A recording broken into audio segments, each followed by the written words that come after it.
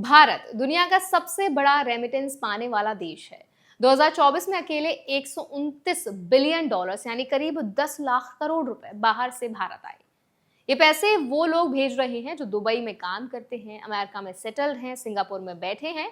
लेकिन इस पूरे प्रोसेस में एक बड़ी दिक्कत है। हर ट्रांसफर पर भारी फीस, 2 से 5 दिन का इंतजार और बीच में कई बैंक्स का चक्कर। अब इस पूरे सिस्टम को बदलने के लिए आरबीआई ने एक बड़ा कदम उठाया है, डिजिटल रुपी यानी कि ई रुपी। इस वीडियो में आज हम समझेंगे कि डिजिटल रुपी क्या है, इसके पीछे कानून क्या कहता है, एनआरआईज के लिए इसका क्या मतलब है, अभी रूल्स क्या हैं, और सबसे जरूरी, आप एक एनआरआई हैं या आपके घर में कोई पैसे भेजता है तो आपको किन बातों का ध्यान रखना जरूरी है। तो चलिए फिर जल्दी से इस एक्सप्लेनर वीडियो को शुरू कर देते हैं। हाय, मेरा नाम है वर्षा दुबे और आप मुझे देख रहे हैं एनबीटी टेक हेड पर। सबसे पहले समझते हैं कि डिजिटल रुपी है क्या। तो आरबीआई ने इसे ई रुपी या ई रुपी नाम दिया है। ये एक सेंट्रल बैंक डिजिटल करेंसी है, शॉर्ट में सीबीडीसी। सीधे शब्दों में कहें तो ये वही रुपए है जो आपके हाथ में है, बस इसका डिजिटल फॉर्म है।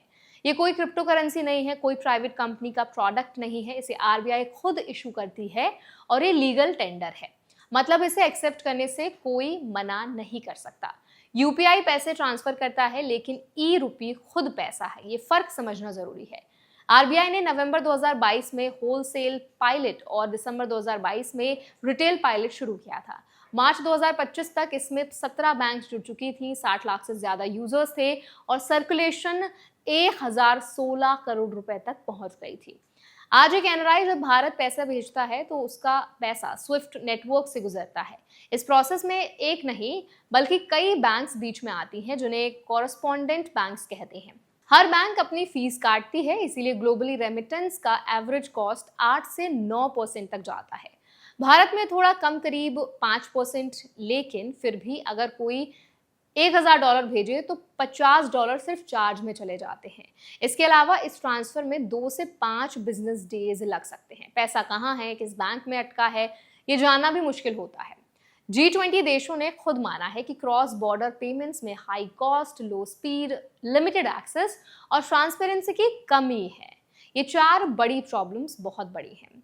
आरबीआई ने अपनी 2025-26 एनुअल रिपोर्ट में साफ कहा है कि वो डिजिटल रुपी को क्रॉस बॉर्डर पेमेंट्स के लिए इस्तेमाल करने के लिए बाइलेटरल और मल्टीलेटरल पायलट्स शुरू करेगी। इसका मकसद है ट्रांसफर का समय कम करना, कॉस्ट घटाना और ट्रांसपेरेंसी बढ़ाना। डिपार्टमेंट ऑफ इकोनॉमिक अफेयर्स के सेक्रेटरी अजय सेठ ने कहा कि डिजिटल रुपी से रेमिटेंस कॉस्ट घटकर 2 से 3% तक आ सकती है, यानी अभी जो 5% है वो आधी हो सकती है। आरबीआई इस वक्त सिंगापुर की मॉनेटरी अथॉरिटी और यूएई के सेंट्रल बैंक के साथ बात कर रही है। सिंगापुर के साथ तो डिजिटल एसेट्स पर एमओयू भी हो चुका है।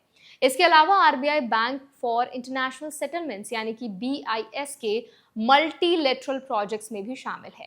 बीआईएस का एम ब्रिज प्रोजेक्ट, जिसमें चाइना, हांगकांग, थाईलैंड और यूएई के सेंट्रल बैंक शामिल थे, उसने 2024 में रियल ट्रांजैक्शंस का सक्सेसफुल पायलट कर चुका है, जिसमें एक्चुअली $22 मिलियन की क्रॉस बॉर्डर ट्रांजैक्शंस हुई। आरबीआई उसी मॉडल पर काम कर रही है। इसके साथ आरबीआई ने अमेरिका और हांगकांग के रेगुलेटर्स से भी बात की है और स्विफ्ट के साथ भी डिस्कशन चल रही है इस पूरे सिस्टम को और तेज और सस्ता बनाने के लिए। अब बात करते हैं उन नियमों की जो अभी लागू हैं और जो हर एनआरआई को जानने चाहिए। भारत में कोई भी foreign remittance foreign exchange management act यानी कि FEMA 1999 के तहत रेगुलेट होती है। आरबीआई इन रूल्स को एनफोर्स करती है। पहली बात, सभी रेमिटेंसेस सिर्फ आरबीआई ऑथोराइज्ड एडी कैटेगरी आई बैंक के जरिए होनी चाहिए। कोई अनऑथोराइज्ड चैनल इस्तेमाल करने पर फंड्स फ्रीज हो सकते हैं। दूसरी बात, हर ट्रांसफर के साथ पर्पस कोड देना जरूरी है। ये एक अल्फा न्यूमेरिक कोड होता है जो बताता है कि पैसे किस काम के लिए आ रहे हैं, जैसे फैमिली सपोर्ट, एजुकेशन, मेडिकल या बिजनेस। गलत पर्पस कोड देने पर ट्रांसफर रुक सकती है या कंप्लायंस इशू भी आ सकता है।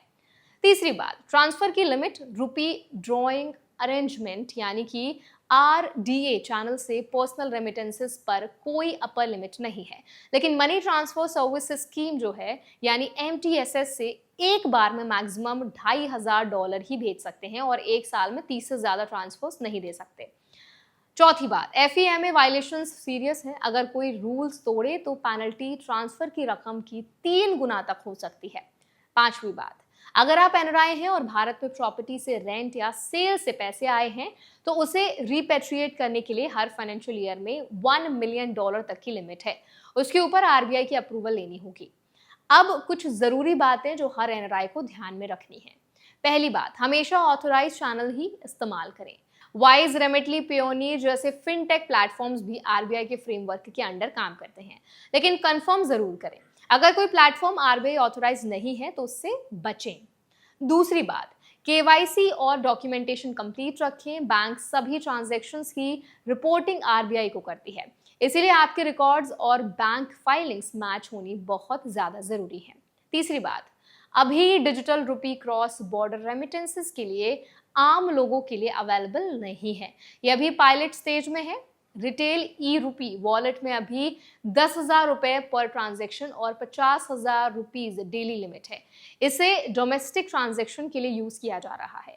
चौथी बात, CBDC अडॉप्शन में अभी 2 से 3 साल और लग सकते हैं क्योंकि बैंक्स टेक्नोलॉजी डेवलप कर रही हैं। पांचवी बात, जब भी डिजिटल रुपी क्रॉस बॉर्डर के लिए ऑफिशियली लॉन्च हो तो उसे यूज करने के लिए RBI ऑथराइज्ड बैंक्स के जरिए ही करें और हमेशा ऑफिशियल RBI वेबसाइट पर अपडेटेड रूल्स को चेक करते रहें। एक और बड़ी बात, RBI ने ब्रिक्स देशों के साथ भी CBDC को लिंक करने का प्रपोजल दिया है। 2026 में इंडिया ब्रिक्स समिट होस्ट करेगा और RBI चाहती है कि उस एजेंडा में ई-रुपी, डिजिटल युआन और दूसरे ब्रिक्स CBDs को आपस में कनेक्ट किया जाए। इसका मकसद है ट्रेड और टूरिज्म पेमेंट्स को डॉलर बेस्ड सिस्टम पर निर्भरता कम करना। 2025 में ब्रिक्स डिक्लेरेशन में पेमेंट सिस्टम इंटरऑपरेबिलिटी को सपोर्ट किया गया था। अगर ये हुआ तो गल्फ, अफ्रीका, ब्राजील जहां बड़ी इंडियन कम्युनिटी है वहां से पैसे भेजना और भी सस्ता और तेज हो सकता है। तो कुल मिलाकर इंडिया दुनिया का सबसे बड़ा रेमिटेंस रिसीवर है और RBI एक ऐसा सिस्टम बनाने की कोशिश में है जो इस पूरे प्रोसेस को सस्ता, तेज और ट्रांसपेरेंट बनाए। डिजिटल रुपी का क्रॉस बॉर्डर पायलट अभी शुरू होने वाला है। सिंगापुर और UAE के साथ बातचीत हो रही है। BIS के साथ मल्टीलेटरल प्लान्स हैं, लेकिन जब तक ये ऑफिशियली लॉन्च नहीं होता FEMA रूल्स फॉलो करें, ऑथोराइज चैनल्स ही यूज करें, पर्पस कोड सही दें और डॉक्यूमेंटेशन हमेशा तैयार रखें। यही आपकी सबसे बड़ी लीगल प्रोटेक्शन है। तो आई होप आज के एक्सप्लेनर वीडियो में हमने जो भी इन्फॉर्मेशन आपके साथ शेयर की है वो आपके लिए बहुत हेल्पफुल रही होगी। अगर इस इन्फॉर्मेशन के बेसिस पर आपके मन में कोई सवाल आया है, कोई क्वेश्चन आप हमसे करना चाहते हैं, कोई डाउट आपके मन में पैदा हो रहा है तो कमेंट्स में ज़रूर ड्रॉप करें और अपना फीडबैक भी बताएं कि जो हमारी एक्सप्लेनर सीरीज़ के वीडियोस हैं वो आपको कितने पसंद आ रहे हैं, कहाँ पर हमें और काम करने की ज़रूरत है, क्या क्या और टॉपिक्स हैं जिनको हम टच कर सकते हैं, जिन पर हम वीडियोज़ बना सकते हैं।